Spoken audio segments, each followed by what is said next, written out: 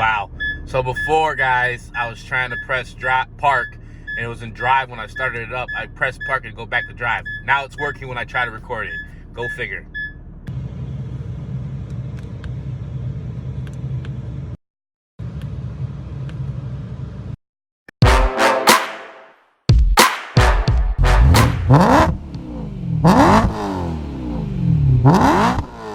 Guys, so I made it to Sportscar World with my Lotus. It was actually a little bit risky. I didn't have any lights on the way down, but they came on. I see the transmission lights on and the engine light is now on. I ran it, some codes, and I didn't see anything specific to the engine. But I know the transmission is definitely doing some wonky stuff. Some stuff that I saw that was frequent on the Series 1s where my switchgear wasn't working. It like would keep engaging into drive. I have to keep clicking it in order for go to park and stuff like that. But I'm gonna get out real quick, talk to the guys, see what happens. Hopefully good news and not bad news, but I'll let you guys know.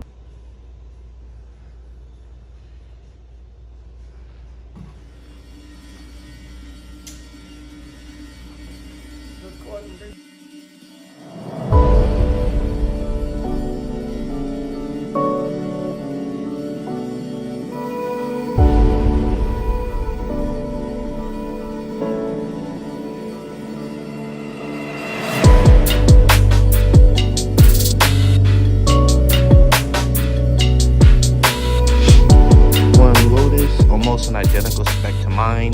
White, black pack, red interior, black roof, black wheels, black seals. Very aggressive rear diffuser. Honestly, such an underrated car.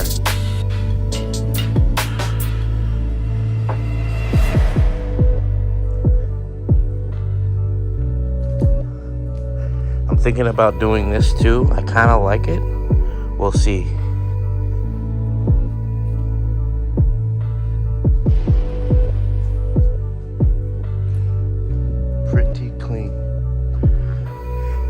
The Series 1s came with Recaros, which I like so much more than the Sparkos.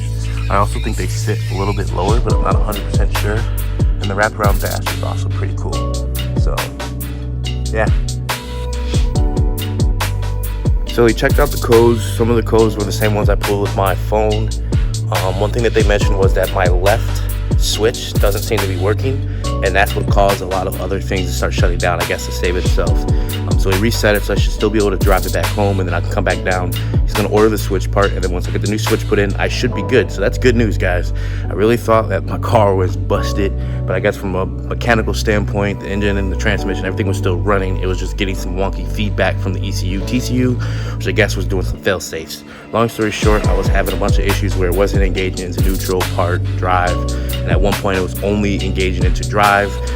I guess that was a fail-safe. It also looks like I'm just having a little bit of a coolant loop from the supercharger reservoir, so he's gonna fix that as well.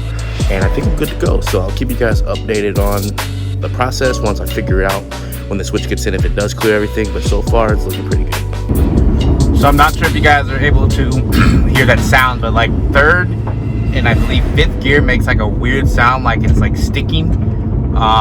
Or there's like a very long delay in it switching gears, which you can hear a little bit of the overrun from the exhaust. Not sure the video captured it. I'm hoping that's just because of the couple little issues still with the car. As I said, I have parts on ordered from Lotus regarding switches. Discovered that my left paddle switch is not working. You can totally tell the difference now when you really think about it and compare the plus upshift compared to downshift, and it's definitely gone out. So that must have triggered a whole cascading thing of events. He cleared all the codes, so it's drivable, but it's not driving optimally. So like race mode, sport mode, and all that stuff, it doesn't allow it to really kick into like badass mode. It really does drive like a V6 Camry right now, which is kind of ironic. But anyways, I'm gonna wait for the parts to come in. After they come in, hopefully it's up and running again. I'll see if any of these symptoms persisted. If not, then I'll just let it go and carry on with my time. But thank goodness Sportscar World does have that collaboration with Lotus to be able to handle warranty claims and things of that nature. So I'm happy about that. And just gonna park the car and keep it parked. You might have heard that shift there until I get the parts in, and hopefully everything is good. But yeah, that's that. It's been a couple days, and I just want to kind of recap before I end this video.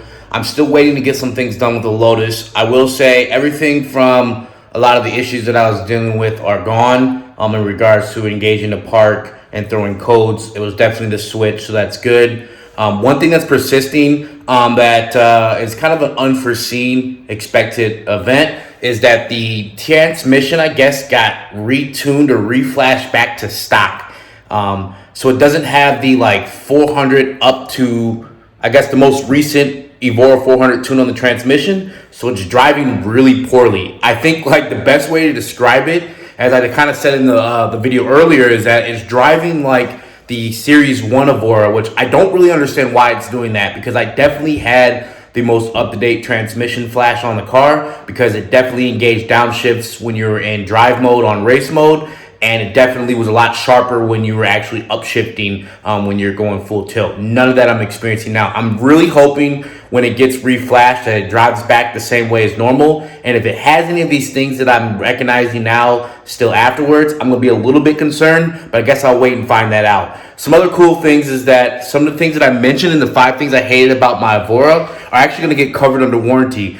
So the airbag bubble and that thing clipping and coming off on the dashboard, I'll try and see if I can get a video of that. So if you guys look, you can see the little bubbling right there, and then if you follow this edge here, you can see it's kind of elevated. This is where right there one of the clips came off. So that's going to get redone under warranty. I'm excited about that. I'm going to get that redone, and then I also got a couple of recall things redone, and then like the reservoir leaking in the trunk that was allowing for a lot of that coolant to be over the engine bay, that got fixed, so that's really cool.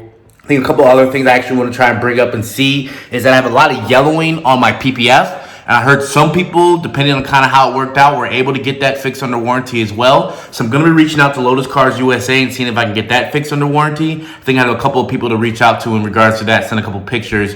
But honestly, for a car that's only about 2 years old, it should not be seeing the yellowing that it's seen on the PPF, especially on the rear quarter panel. I'll try and get a couple pictures of that. If you have it, you actually go to the 5 things I hate about the car, and I show pretty good video there. You can immediately tell the difference. You can see the yellowing on the PPF on the car. So hopefully I can get that fixed as well. So anyways, everything so far is pretty good. I'm just waiting for a couple things to come in. My third brake light also on the trunk isn't working. It looks like they did a voltage check and it's fried. So like I'm waiting for all these parts to come in, and I'll get all that redone, and then I'll shoot another video. Hopefully the car is working as optimally as it did when I had first picked it up. But so far I'm pretty satisfied. Sports car world is awesome, and I can't wait to finish wrapping this up.